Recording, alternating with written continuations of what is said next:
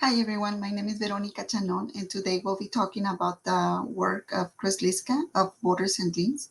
And in this critical issue, book video synthesis, I will be focusing on one critical issue, and that is the lack of English proficiency. The lack of English proficiency affected the Juarez family in many ways.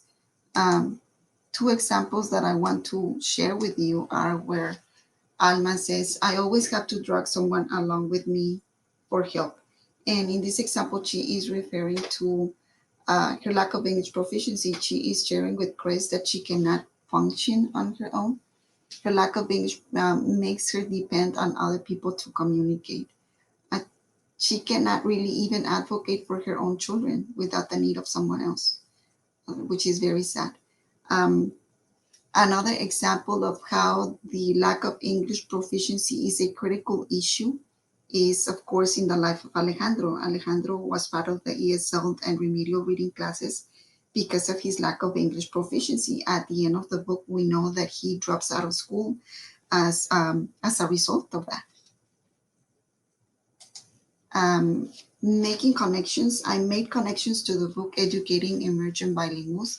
And in this book, chapter 8, page 136, they talk about schooling as being often a subtractive process that ignores a students' ways of knowing and speaking. Opportunities for building on these resources are lost, and schooling eventually becomes complicit in producing failure. In the book of Borders and Dreams, we know that Alejandro is part of a subtractive school system. The objective is for Alejandro to be proficient in English, and this subtractive process ignores Alejandro's native language as a resource to build upon. Eventually, Alejandro drops out of school as a result of his lack of English proficiency, and the school system was complicit in producing Alejandro's failure. The next connection that I made was to the article Undoing Appropriateness, Racial Linguistic Ideologies and Language Diversity in Education by Flores and Rosa. And in this article, Flores and Rosa talk about the long-term English learners and how these students are high functioning in social skills, but very weak in academic language and have significant deficits in reading and writing skills. These long-term English learners exhibit little to no literacy skills in either language. We see that in of Borders and Dreams. Alejandro has high-functioning social skills. He can communicate with his friends, but when it comes to academic language, he's weak and he has significant deficits in reading and writing. Alejandro exhibits little to no literacy skills either in English or Spanish.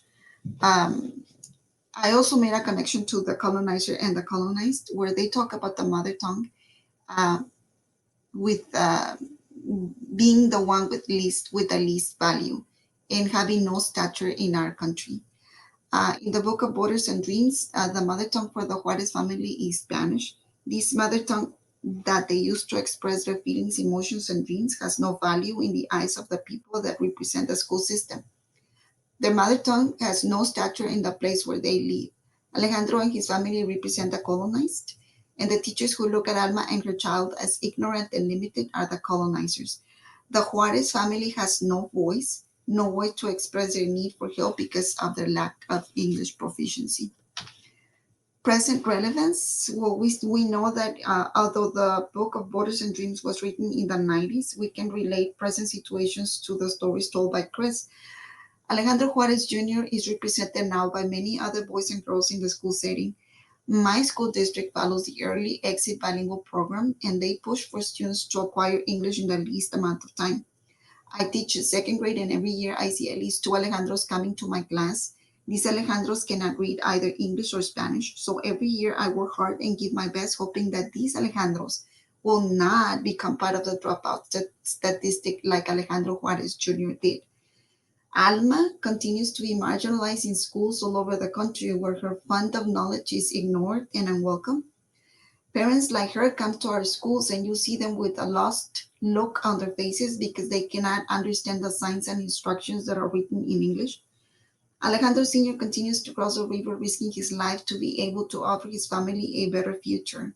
I live in the Rio Grande Valley, a border town Mexico is 5 minutes away from my place of work. In my school, we often have lockdowns because the border patrol is chasing mojados that are trying to reach the same dreams that the Juarez's had.